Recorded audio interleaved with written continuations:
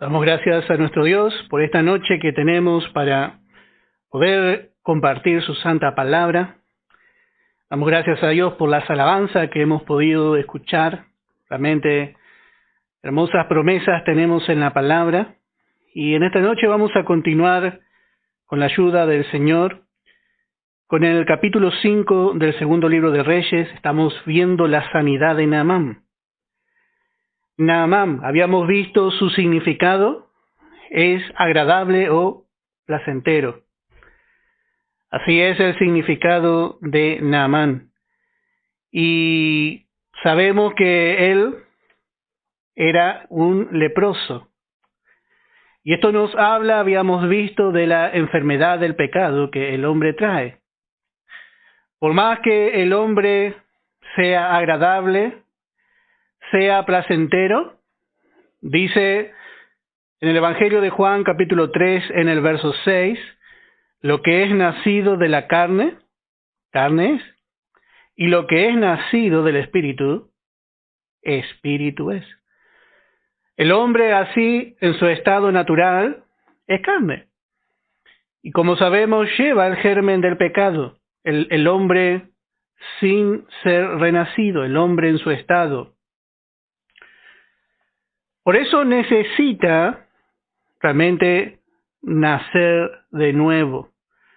Todas sus formas buenas, todas sus costumbres buenas, su formación, su educación, su religión, sus buenas obras no alcanzan.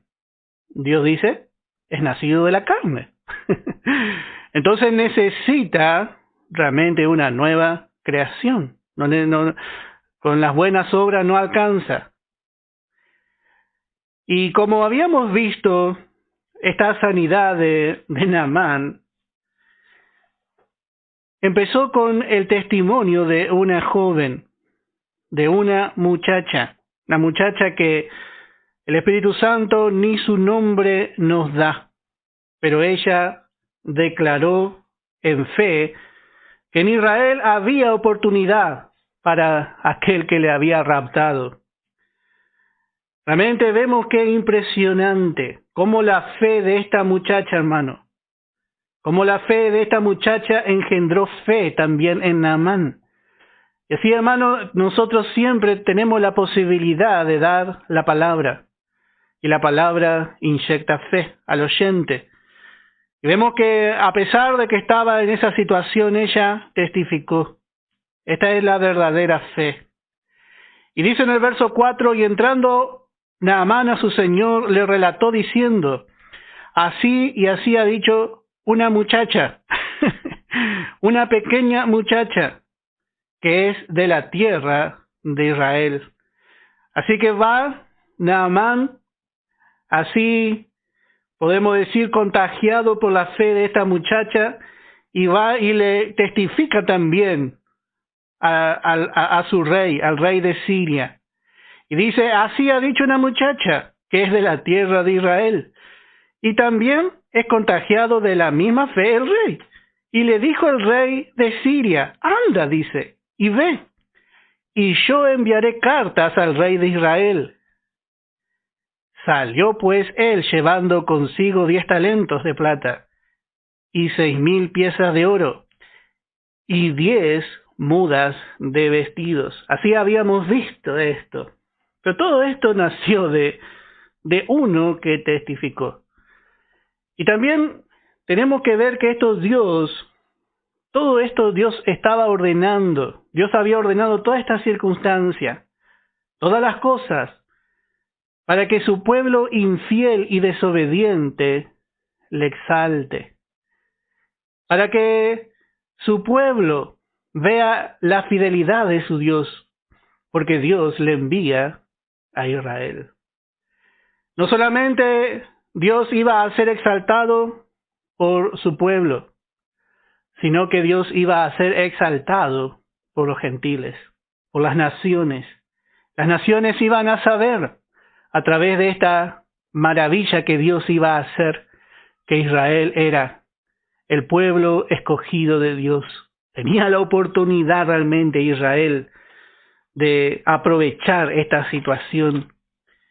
Y así va este rey y le dice, bueno, lleva contigo, dice, yo te voy a mandar cartas, y ve, dice, ve. Así que el rey de Asiria le da permiso a Naamán y también le anima a seguir el consejo de esta muchacha, el testimonio de esta muchacha. Y vemos que lo que hace el rey de Asiria es lo que haría cualquier ser humano realmente, porque le manda al otro rey, le manda al otro rey, de rey a rey. Él no conocía la ley de Dios, pero creía que necesariamente el rey de Israel iba a conocer la ley, iba a conocer la manera en que su siervo Naamán, iba a ser sano. Y así realmente vemos que con toda sinceridad va y incluso le escribe cartas. Y quién sabe cuánto más de lo que la palabra nos muestra decían esas cartas de Naamán, cuán bien habrá hablado de Naamán, cuántas recomendaciones, porque él da testimonio sobre Naamán y como diciendo, yo voy a escribir cartas para que vean que vos merecés ser sanado, Naamán. Dice en el verso 6, tomó también cartas para el rey de Israel que decían así, cuando lleguen a ti estas cartas, sabe que por ellas que yo envío a ti a mi siervo Naamán para que lo sanes de su lepra. No era poca cosa, realmente las cartas que tenía Naamán era el testimonio de un rey, la recomendación de un rey. Así que este hombre no era un hombre común, era un hombre que realmente tenía mucha importancia. Y un rey había intercedido por él, realmente era una buena persona. Bueno, ya habíamos visto todas las características, podríamos decir, extraordinarias, las características de Naamán. Pero no solamente esto, sino que llevaba, dice el verso 5, 10 talentos de plata y 6,000 piezas de oro. Y esto en su valor está calculado en por lo menos, al menos 3 millones de dólares de hoy en día. Se estima el valor de todo lo que llevaba Naamán. Y lo que vemos, hermano, es que este hombre estaba resuelto. Y como también es el pensamiento del hombre. El pensamiento del hombre no conoce la gratuidad de lo que Dios ofrece, de la gracia de Dios. El pensamiento del hombre es que, bueno, algo tengo que pagar. Y así es cuando el hombre está bajo una religión. El hombre piensa que tiene que hacer algo o tiene que pagar un precio. Sin embargo, todo lo que Dios ofrece al hombre, Dios le ofrece de forma gratuita. Y no importa si es buena o mala persona, no tienen necesidad de dar testimonio, porque como hemos visto, Dios ve y dice, es carne es un leproso más. Es un leproso ya sea religioso, un leproso oculto, o un leproso que todos nos damos cuenta que es leproso. Pero su situación es así. Y la palabra es muy clara. Dice, carne es. Ahora cuando nosotros miramos,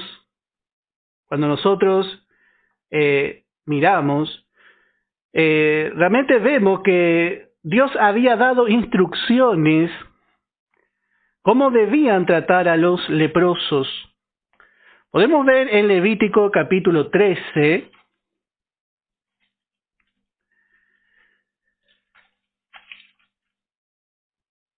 Levítico capítulo 13 en el versículo 8 podemos leer primeramente.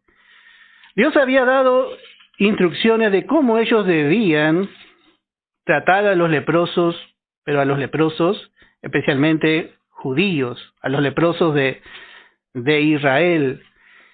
Y un leproso en Israel bueno, no era algo que iba a ser bien recibido.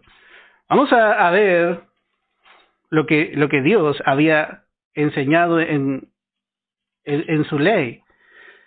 Y dice la palabra: y si reconociéndolo el sacerdote ve que la erupción se ha extendido en la piel, lo declarará inmundo, es lepra.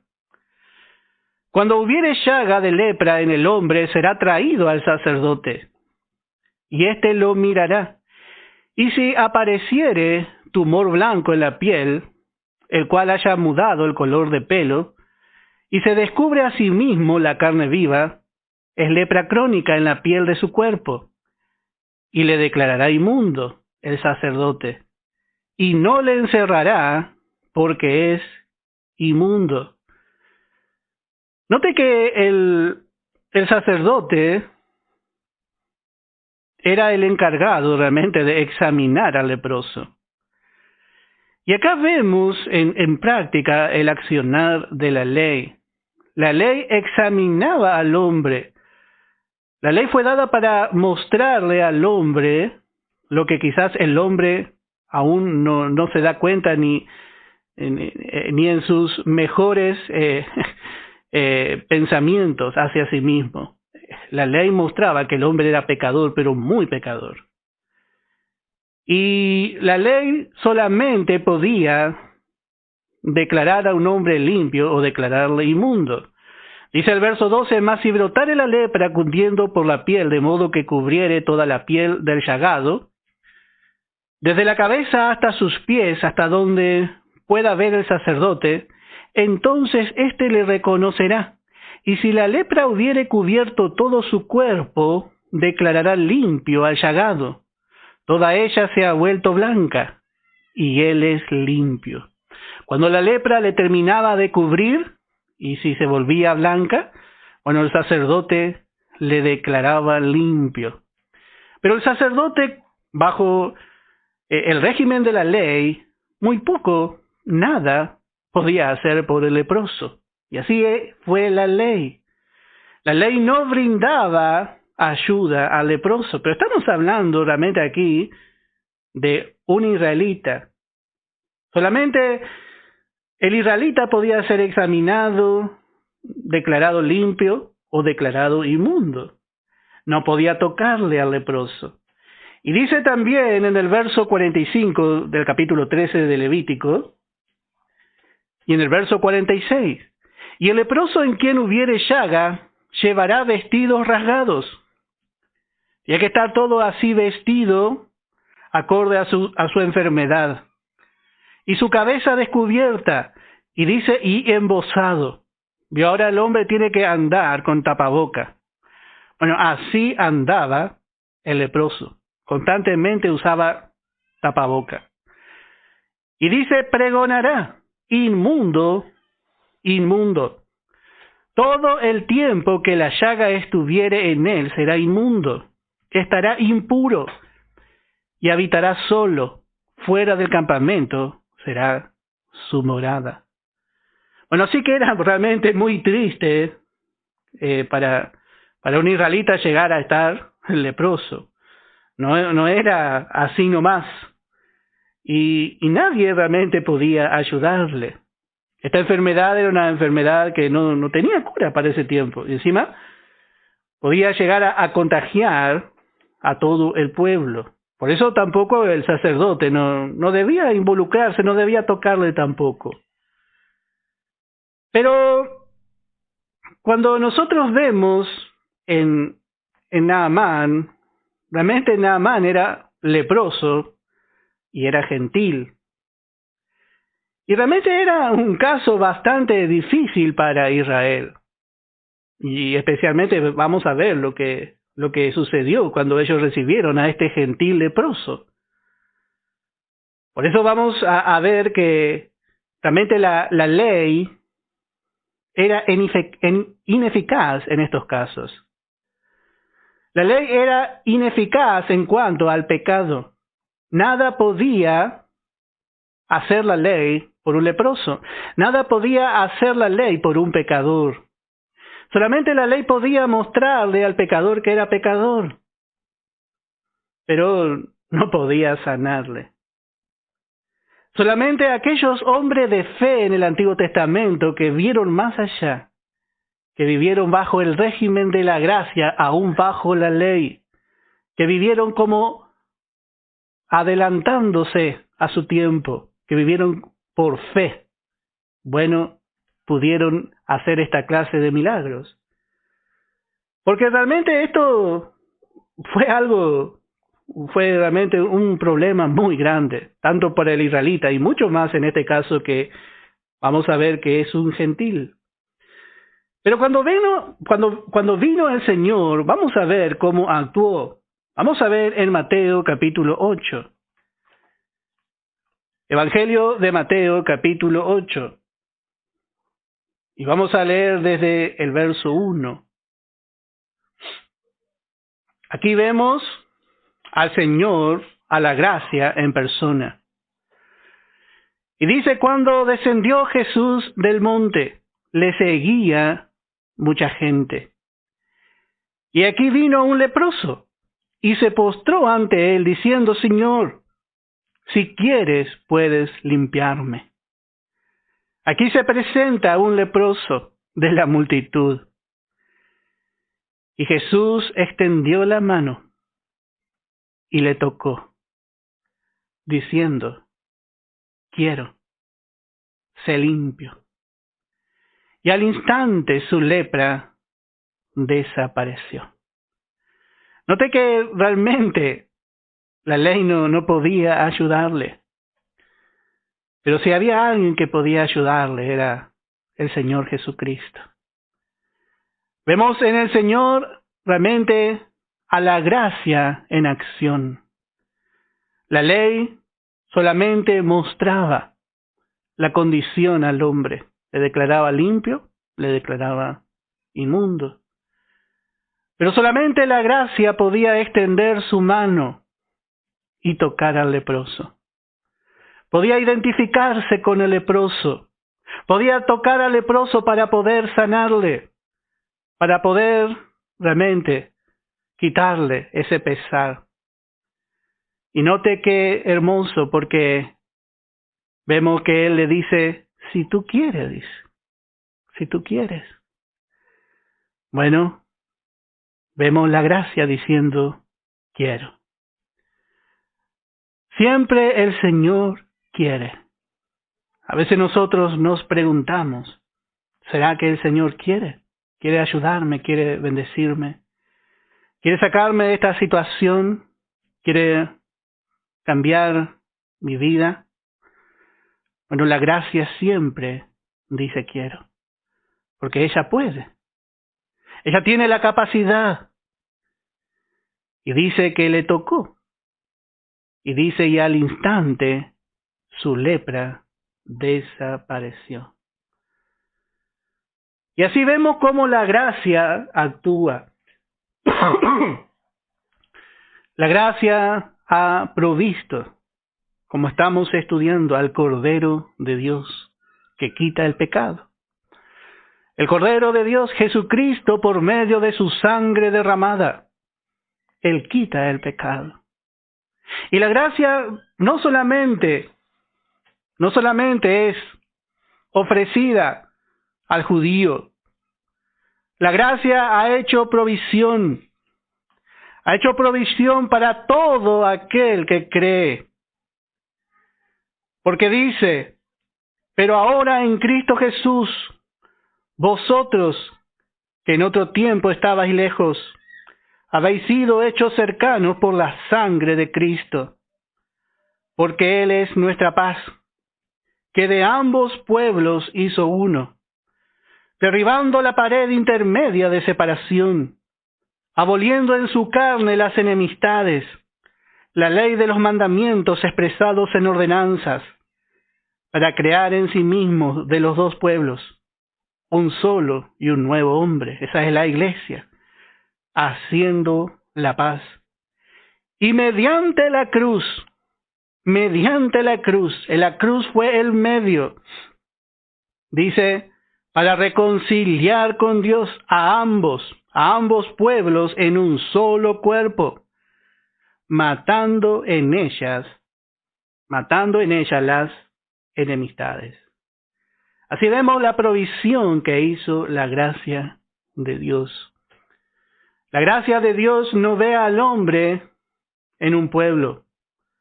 La gracia de Dios ve al hombre como pecador. La gracia nivela al hombre. La gracia dice, por cuanto todos pecaron, no hay uno que sea bueno, no hay uno que sea mejor, porque ve a la naturaleza pecaminosa. Y esa naturaleza pecaminosa está en todos los hombres. En todos los hombres que, nacieron desde Adán en adelante. Dice en Romanos capítulo 3, en el verso 23, por cuanto todos pecaron y están destituidos de la gloria de Dios. Así dice la cita anterior, fue Efesios capítulo 2, verso 12 al verso 16. Efesios capítulo 2, verso 12 al verso 16. Así que en la ley no estaba la solución, pero vemos que en la gracia sí. La gracia había realmente provisión para Naamán. Y vemos que realmente era algo raro todo esto para Naamán. Porque él se preparó bien, como vemos, él toma el dinero, vestidos, lleva todo lo necesario para comprar su sanidad. Naamán no pediría nunca ser sanado sin pagar. Naamán nunca pediría. No conoce la gracia. Se preparó bien. Si me piden 5 talentos, voy a llevar 10 talentos. Y hasta 10 talentos voy a pagar, dice. Y si me piden 100 piezas de oro, voy a llevar 6,000, por lo menos. Estaba bien preparado. Y así es el hombre. El hombre ve toda la provisión de Dios y parece que no puede creer en lo que puede hacer la provisión de Dios. Pero allí es donde Dios puede actuar. Así que va este hombre, realmente va al rey de Israel. Y dice el verso 7, y luego que el rey de Israel leyó las cartas, rasgó sus vestidos y dijo, yo soy Dios que mate y dé vida, para que éste envíe a mí que sane un hombre de su lepra. Considerad ahora y ver cómo busca ocasión contra mí.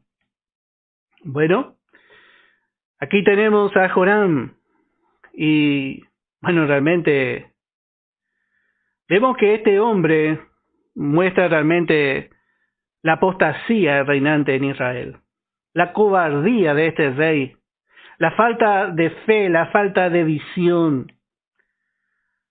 Parece que no conocía a Dios. Recién había peleado al lado de Josafat y habían consultado a Dios. Habían visto a un profeta de Dios y Dios le había dado victoria, pero hermano, parece como que no sabe nada de Dios, no contó con Dios en ningún momento.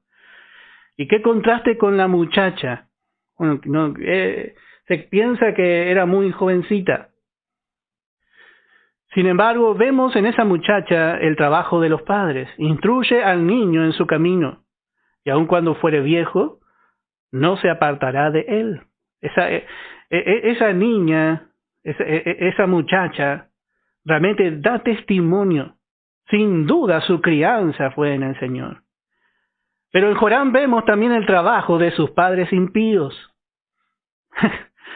Y así, hermano, a veces esto debe llamar la atención para los padres. Para nosotros que somos padres, ¿cómo estamos criando a nuestros hijos?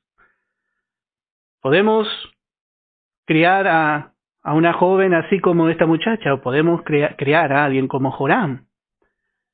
Nunca conoció a Dios. Debemos mandarle a la escuela dominical. Nuestro hogar tendría que ser la primera escuela dominical. Nosotros debemos hablarle a nuestros hijos. Debemos ser el ejemplo que ellos vean de amor, de fidelidad al Señor, no de seguir una religión, una religiosidad nada más. Para que realmente ellos no salgan así como este rey. Fue igual que su padre. Fue igual que su madre. Note que este rey no sabía qué hacer. ¿Acaso soy yo Dios? Dice. ¿Acaso soy yo Dios? No tuvo en cuenta a Dios en toda la situación. Ni Acab, ni Joram, ni ningún hijo de toda esta genealogía tuvo a Elías o a Eliseo en el palacio. Ellos habían corrido a Elías y Eliseo del palacio. Y el pueblo conocía del gran poder que Dios había manifestado por medio de Elías, por medio de Eliseo. Pero este rey parece que vive aislado. ¿Cómo puede ser? Bueno, este es el resultado de no muchas veces criar a nuestros hijos en las cosas del Señor. Vamos y le entregamos al mundo que vaya y practique muchas cosas, pero en el tiempo quizá tiene que quedarse un ratito, quiere ir a ensayar con los jóvenes y no le dejamos. Pero en otras cosas sí le dejamos. Estamos muy preocupados que se eduque, pero no que se eduque en la iglesia. Hermano, y es muy importante. Es importante la educación natural. Es muy importante también. Pero hermano, ¿es importante la educación espiritual de nuestros hijos? Bueno, que el Señor nos abra los ojos. Acá vemos el resultado realmente de lo que es unos padres descuidados. Y eran los reyes de Israel. Esto es lo más triste. Ahora viene una situación, ni sabe qué hacer, porque no conoce a Dios. Y dice, yo soy Dios. No puede enfrentar la situación. No recurre a Dios, más bien se ve a sí mismo y dice, yo no tengo fuerza de Dios. Y así es la incredulidad. Y así también nosotros muchas veces nos olvidamos del Señor. Realmente necesitamos ver como ve Eliseo. No nos vamos a detener mucho aquí, pero realmente vemos cuánta incredulidad en este hombre. Y vemos también aquí un poco de lo que ocurre muchas veces con la iglesia también. Porque habíamos visto que si Dios se va a manifestar para hacer un milagro o para salvar al pecador, Dios lo hace por medio de la iglesia. Dios lo va a hacer por medio de la iglesia. La iglesia es columna y baluarte de la verdad. Y ya era realmente una gran cosa que un rey de otra nación, hermano, mande a su general para ser sanado a Israel. Un líder poderoso como el rey de Siria en ese tiempo buscó de Dios, pero el propio rey de Israel en esta ocasión no puede encontrar a Dios. Qué raro. Y bueno, esta es la condición de la iglesia hoy en día. La iglesia es el lugar donde el pecador se va a encontrar con Dios. Y no estamos hablando de las cuatro paredes, sino que cada uno de nosotros realmente hemos sido salvados por la gracia de Dios. Y cuando nos reunimos realmente a aprender de la gracia maravillosa de Dios. Nos reunimos a conocer su gracia para luego poder aprender su gloria, a ser establecidos bien en su gracia. Pero para muchos la gracia es una teoría. Cuando se presenta un caso donde hay que utilizar la gracia, vemos que la gracia hizo provisión.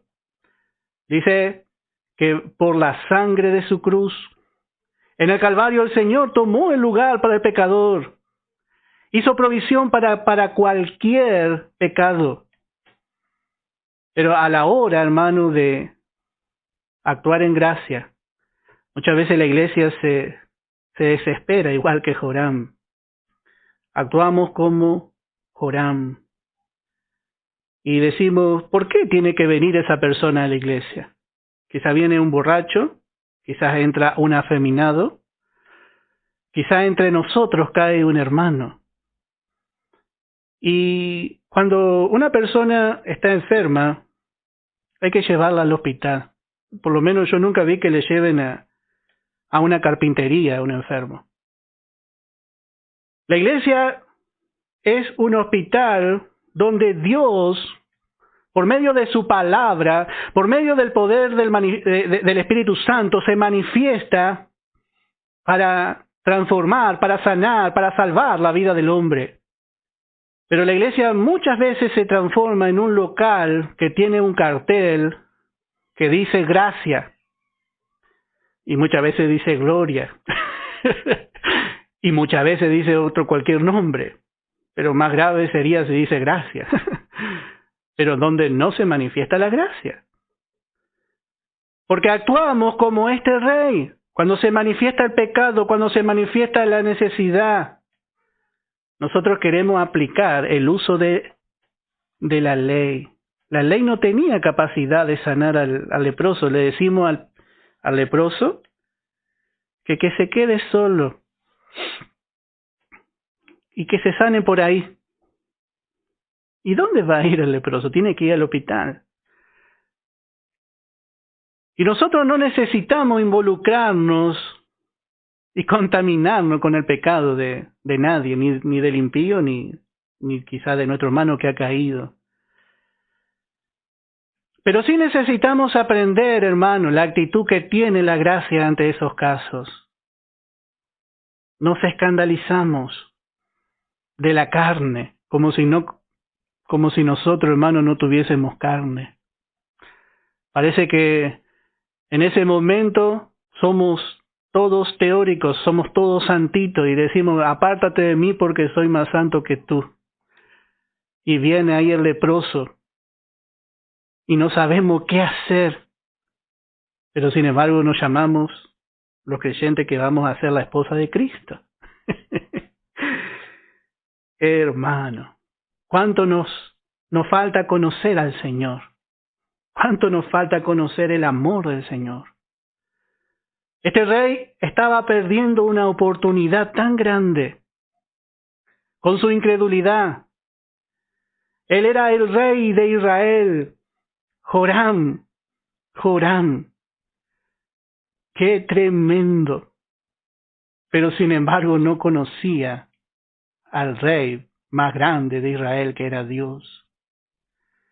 Joram no conocía a su Dios. Y así muchas veces pasa también con nosotros. Nosotros, hermano, necesitamos realmente que la vida de Cristo se forme en nosotros para dejar de vivir una religión. Porque como religiosos podemos actuar. Podemos dar una lista y bueno, el que se ajusta a esta lista va a andar con nosotros, decimos. Qué triste, hermano. Cuando ya la gracia llega a ser solamente una teoría, llega a ser un cuentito, la gracia. La gracia para Joram era una teoría, un cartel. Por eso damos gracias a Dios, hermano, por aquellos que tienen revelación de la gracia. Hay hermanos que han tenido revelación de la gracia. Y esa revelación no tiene nada que ver, hermano, con una teoría fría, sin poder. Esa revelación tiene poder para levantar, para restaurar, para salvar, para cambiar la situación. pero necesitamos creer. Qué triste la condición de este pueblo. Y dice el verso 7, vamos a volver a leer. Luego que el rey de Israel leyó las cartas, rasgó sus vestidos. ¡Qué tremendo! Y dijo, ¿soy yo Dios que mate y dé vida? Para que éste envíe a mí que sane un hombre de su lepra. ¿Y dónde le iba a mandar? Le tenía que mandar a Israel. Considerad ahora y ved cómo busca ocasión contra mí. Así es realmente, hermano. Verso 8. Y cuando Eliseo, el varón de Dios, note cómo la palabra le llama aquí, el varón de Dios, el hombre de Dios, aquel que Dios respalda, oyó que el rey de Israel había rasgado sus vestidos, envió a decir al rey, ¿por qué has rasgado tus vestidos? Venga ahora a mí, y sabrá que hay profeta en Israel. Bueno, note que Eliseo escucha, porque no fueron a él, escucha nomás, e interviene. Y él va a saber realmente, este es un hombre de fe, un varón de Dios, y este sí va a saber cómo actuar en fe. Envíalo a mí, le dice. Y como dijimos, la ley decía cómo clasificar al hombre entre inmundo o limpio. Pero la ley no tenía la capacidad de limpiar, de transformar al hombre. Pero acá vemos que la gracia se hace responsable. Con razón Pablo dijo, os encomiendo a la palabra de gracia, dice, que tiene poder. La palabra de gracia tiene poder. Hermano, necesitamos la revelación de la gracia de Dios. En la gracia nosotros entendemos que Dios trata. Lo primero que tenemos que entender es que Dios trata por medio de la nueva creación. Este era un leproso gentil y encima había que sanarlo. Era un caso difícil para Joram. Era un caso muy difícil para Joram, pero para Eliseo, hermano, fue una ocasión en donde Dios podía mostrar su gloria. Eliseo vio esta misma ocasión, los dos vieron lo mismo. Pero vemos que uno era de fe. Y sabía que el Señor iba a ser glorificado. Eliseo vio que Dios sería exaltado. Sabía que sería sano Naamán. Sabía que alcanzaría salud, no solamente natural, sino también espiritual. Y sin duda, Eliseo también sabía que esto sería notorio a Siria, al rey de Siria, a su pueblo. Naamán llevaría el mensaje del amor y del poder de Dios, del Dios de Israel, a su propio pueblo. Usted sabe lo que significa que vaya Naamán y testifique del amor de Dios en una nación como Siria. Pero así, hermano, es cuando nosotros realmente confiamos en el Señor. Sabemos que el Señor va a hacer. Sabemos que hay una provisión, conocemos y deseamos poner en práctica la provisión de Dios, porque esa es la fe que se apropia realmente de la palabra. Y así, hermano, empieza a hablar y a decir, no, vamos a poder, el Señor va a hacer, el Señor va a cambiar. Y vamos a orar, hermano. Y empezamos a orar y empezamos a dar su palabra, y la palabra va a transformar. Así como vemos en Ezequiel. ¿Será que van a vivir estos muertos? Dice. Y le dijo, profetiza. Nuestra parte es dar la palabra en fe. Dar la palabra en fe. No vamos a ver cambios.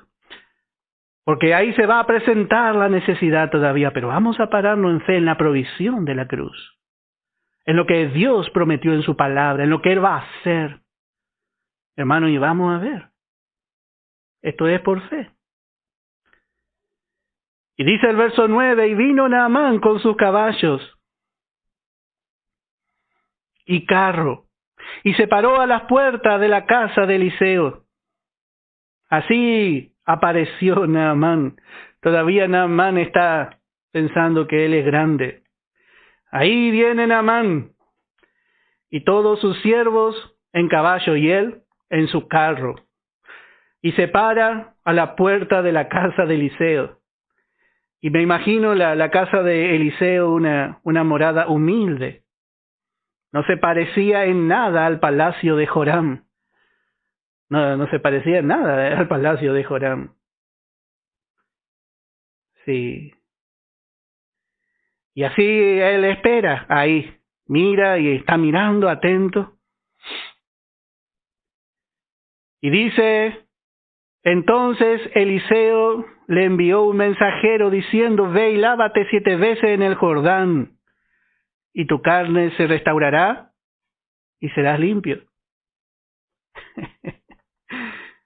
Este hombre se presentó realmente con toda su gloria, con todo su esplendor, con todo el oro que traía, los vestidos, 10 mudas de vestido, dice. Esos vestidos los hombres importantes tenían en cantidad, porque cuanto más importante era, más se cambiaba. Como el hombre se viste de muchas cosas, de muchas cualidades buenas, busca realmente ser reconocido. Pero vemos que Naamán es recibido, pero no es recibido como él quiere ser recibido. Él espera realmente ser recibido como era recibido en su nación. No sabemos, quizá, hermano, este hombre haya conquistado cuántas naciones. Quizás naciones enteras temblaban a su presencia. Y bueno, hermano, así es el orgullo del hombre. El hombre es así de orgulloso. Y por el orgullo no puede recibir nada de Dios. Y él viene así con toda su fila de siervos detrás y espera recibir toda la atención. Acá tenemos al Naamán, al grande Naamán. Él se tomó la molestia de ir a la casa de Eliseo. Pero ahora vemos que Eliseo se negó a concederle audiencia personal a Naamán. Y le envía un mensajero. Esta es la cosa más extraña. Para Naamán. Está desconcertado Naamán. Y un poco se olvida que es leproso. No conoce la gravedad de su problema. Otra versión dice que le envió un siervo. Y dice el siervo, dice entonces Eliseo le envió un mensajero diciendo, ve y lávate 7 veces en el Jordán, y tu carne se restaurará y serás limpio. La cosa va cada vez peor para Naamán, porque primero por el testimonio de una muchacha, y ahora un siervo de otro siervo del rey que le habla y le da instrucciones. Y me imagino a Naamán mirando al siervo, mirando a un esclavo, diciendo, bueno, Naamán, vos tenés que hacer así, así y así. Un hombre tan importante esperando recibir instrucciones de otro igual que él. Pero vemos cómo es Dios. Así es Dios. ¿Qué pleitesía Dios le puede dar al pecador? Ni siquiera el profeta le da las instrucciones, sino el siervo del profeta. Bueno, él no tiene que mirar primeramente al instrumento, tiene que atender, el momento de atender. En el Salmo 138 dice en el verso 6, porque Jehová es excelso y atiende al humilde, mas al altivo mira de lejos. Cuando más altivo y orgulloso es el hombre, bueno, más le cuesta aceptar la gracia de Dios. El hombre debe humillarse para recibir lo que Dios tiene preparado para él, para recibir la salvación. Y Dios ha enviado suficientes mensajeros para que el hombre atienda. Pero como sabemos cómo es el mundo desprecia a los mensajeros de Dios. Quizá si viniera Dios y le hablara, bueno, estaría más contento. Bueno, realmente ha pasado muy rápido la hora. Vamos a dejar aquí y vamos a escuchar una alabanza. Hermano, le invito a finalizar escuchando una alabanza y luego vamos a dar por terminado el estudio del día de hoy. Así que el Señor le bendiga ricamente y nos veremos nuevamente mañana a las 15 horas, Dios mediante.